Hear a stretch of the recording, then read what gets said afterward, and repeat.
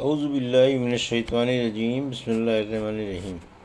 الحمد للہ رب العالمین، والصلاة والسلام علی سید المرسلین و خاتم النبیین، اما بعد۔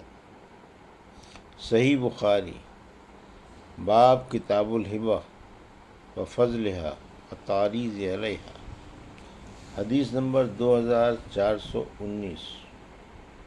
اردو ترجمہ۔ مشرکوں کو ہدیہ دینا۔ اور اللہ تعالیٰ نے فرمایا کہ جو لوگ تم سے دین کے بارے میں لڑے نہیں اور نہ تمہیں تمہارے گھروں سے انہوں نے نکالا ہے، تو اللہ تعالیٰ ان کے ساتھ احسان کرنے اور ان کے معاملے میں انصاف کرنے سے تمہیں نہیں روکتا۔ بے شک اللہ احسان کرنے والوں کو پسند کرتا ہے۔ ہم سے خالد بن مخلد نے بیان کیا، کہا ہم سے سلیمان بن بلال نے بیان کیا، کہا کہ مجھ سے عبداللہ بن دینار نے بیان کیا، اور ان سے عبداللہ بن عمر نے کہ عمر رضی اللہ عنہ نے دیکھا کہ ایک شخص کے یہاں ایک ریشمی جوڑا بک رہا ہے، تو آپ نے نبی کریم صلی اللہ علیہ وسلم سے کہا کہ آپ یہ جوڑا خرید لیجئے تاکہ جمعے کے دن اور جب کوئی آئے تو آپ اسے پہنا کریں۔ آپ صلی اللہ علیہ وسلم نے فرمایا کہ اسے تو وہ لوگ پہنتے ہیں جن کا آخرت میں کوئی حصہ نہیں ہوتا۔ پھر نبی کریم صلی اللہ علیہ وسلم کے پاس بہت سے ریشمی جوڑے آئے اور آپ نے ان میں سے ایک جوڑا عمر رضی اللہ عنہ کو بھیجا۔ عمر رضی اللہ عنہ نے کہا کہ میں اسے کس طرح پہن سکتا ہوں، جبکہ آپ خود ہی اس کے متعلق جو کچھ ارشاد فرمانا تھا فرما چکے ہیں۔ آپ نے فرمایا کہ میں نے تمہیں پہننے کے لیے نہیں دیا، بلکہ اس لیے دیا کہ تم اسے بیچ دو یا کسی غیر مسلم کو پہنا دو۔ چنانچہ عمر رضی اللہ عنہ نے اسے مکے میں اپنے ایک بھائی کے گھر بھیج دیا جو ابھی اسلام نہیں لایا تھا۔ حدیث نمبر 2420۔ اردو ترجمہ۔ ہم سے عبید بن اسماعیل نے بیان کیا، کہا ہم سے ابو اسامہ نے بیان کیا حشام سے، ان سے ان کے باپ نے، اور ان سے اسماء بنت ابی بکر رضی اللہ عنہا نے بیان کیا کہ رسول اللہ صلی اللہ علیہ وسلم کے زمانے میں میری والدہ قنیلہ بنت عبد العزیٰ جو مشرکہ تھیں میرے پاس یہاں آئیں۔ میں نے آپ صلی اللہ علیہ وسلم سے پوچھا، میں نے یہ بھی کہا کہ وہ مجھ سے ملاقات کی بہت خواہش مند ہیں، تو کیا میں اپنی والدہ کے ساتھ صلہ رحمی کر سکتی ہوں؟ آن صلی اللہ علیہ وسلم نے فرمایا کہ ہاں، اپنی والدہ کے ساتھ صلہ رحمی کر۔ حدیث نمبر 2621۔ اردو ترجمہ۔ کسی کے لیے حلال نہیں کہ اپنا دیا ہوا ہدیہ یا صدقہ واپس لے لے۔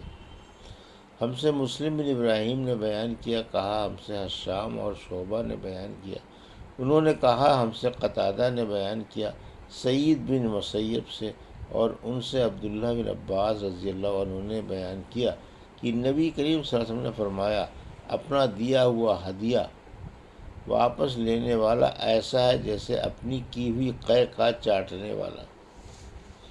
حدیث نمبر 2622۔ اردو ترجمہ۔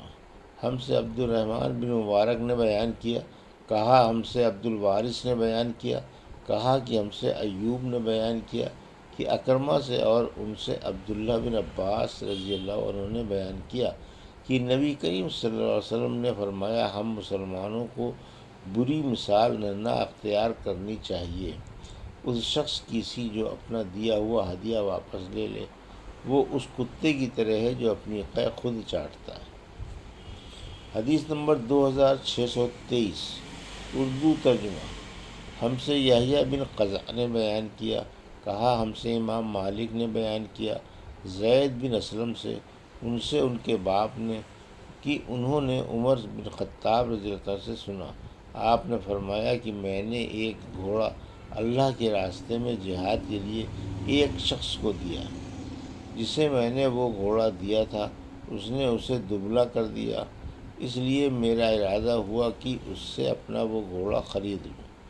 میرا یہ خیال تھا کہ وہ شخص وہ گھوڑا سستے داموں پر بیچ دے گا، لیکن جب میں نے اس کے بارے میں نبی کریم صلی اللہ علیہ وسلم سے پوچھا تو آپ نے فرمایا کہ تم اسے نہ خریدو، خواہ تمہیں وہ ایک ہی درہم میں کیوں نہ دے، کیونکہ اپنے صدقے کو واپس لینے والا شخص اس کتے کی طرح ہے جو اپنی ہی قے خود چاٹتا ہے۔ حدیث نمبر 2624، اردو ترجمہ۔ ہم سے ابراہیم بن موسیٰ نے بیان کیا، کہا ہم کو حشام بن یوسف نے خبر دی، انہیں ابن جریج نے خبر دی، کہا کہ مجھے عبداللہ بن عبید اللہ بن ابی ملیکہ نے خبر دی کہ ابن جدعان کے غلام بنو صہیب نے دعویٰ کیا کہ وہ مکان اور ایک حجرہ نبی کریم صلی اللہ علیہ وسلم نے صہیب کو عنایت فرمایا تھا، جو وراثت میں انہیں ملنا چاہیے۔ خلیفہ مروان بن حکم نے پوچھا کہ تمہارے حق میں اس دعوے پر گواہ کون ہے؟ انہوں نے کہا کہ عبداللہ بن عمر رضی اللہ عنہ۔ مروان نے آپ کو بلایا تو آپ نے گواہی دی کہ وہ واقعی رسول اللہ صلی اللہ علیہ وسلم نے صہیب رضی اللہ عنہ کو 2 مکان اور ایک حجرہ دیا تھا۔ مروان نے آپ کی گواہی پر فیصلہ ان کے حق میں کر دیا۔ حدیث نمبر 2625، اردو ترجمہ۔ عمرہ اور قباء کے بارے میں روایات۔ اگر کسی نے کہا کہ میں نے عمر بھر کے لیے تمہیں یہ مکان دے دیا تو اسے عمرہ کہتے ہیں۔ مطلب یہ ہے کہ اس کی عمر بھر کے لیے مکان میں نے اس کی ملکیت میں دے دیا۔